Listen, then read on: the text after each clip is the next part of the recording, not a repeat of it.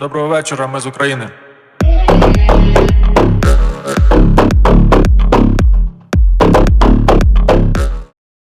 Good evening, this is Joe Lindsley speaking to you from Lviv, Ukraine. It's just about midnight, and this is our daily situation summary from the Ukrainian Freedom News. You can follow our Telegram channel, and you can access all of our resources online via lvivlab.com, lvivlab.com. Moscow today announced that from tomorrow, Monday, they will begin shelling new defense targets in Ukraine. In return, President Zelensky issued a fiery reply. I did not hear a reaction from any world leader, from any Western politician, Zelensky said. Think about the sense of impunity of the occupiers. They announced the atrocities that are planned.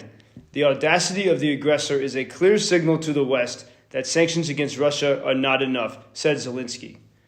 Meanwhile, here's an update from the past 24 hours. Kyiv, the Ukrainian capital, is under the control of the Ukrainian forces, but there is a mood of preparation for a full invasion. There are fights in outlying districts, including Irpin, which is about 10 kilometers from the city. In that suburb, the mayor reported that Russian shelling has killed at least an entire family who were trying to evacuate.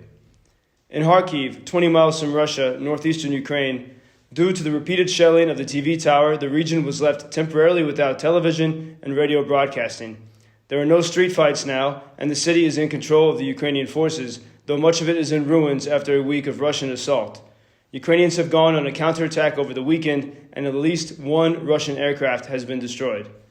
Odessa on the Black Sea is calm, but a Ukrainian ship was sank due to a Russian airstrike. Ukraine, according to some reports, destroyed one aircraft over the Black Sea. In Mariupol, on the Sea of Azov, the city is now under the control of Ukrainian forces, but it is on the verge of a humanitarian catastrophe. Earlier today, an evacuation corridor was agreed with Russia, but the Russian troops once again violated the agreement and civilians could not escape and some were harmed. In Chernihiv, northern Ukraine, that city has lasted 11 days of opposition to the Russian military invasion.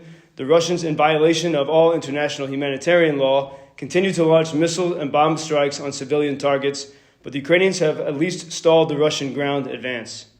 The situation at the Zaporizhzhia nuclear power plant, which is Europe's largest, is unknown today. Russia controls the city of Enerhodar and some of the premises near the power plant. Yesterday, we understood that Ukraine had retaken the plant, but we are not aware of the status of the situation as of today. Looking at the world perspective here, Russia has blocked the world's largest social media networks from its country, which will make it much more difficult for people to organize protest in favor of Ukraine. And all major American and European media have left Russia.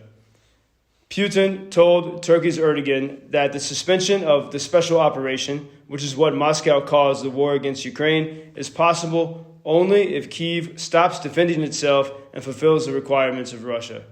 And with that, this is our daily situation summary from Ukrainian Freedom News. Please follow us on Telegram, and to access all of our channels, you can visit lvivlab.com. We also welcome your donations and support in this difficult time. You can find all those links at lvivlab.com. This is Joe Lindsley saying Do pobачення. Good evening from Lviv, Ukraine.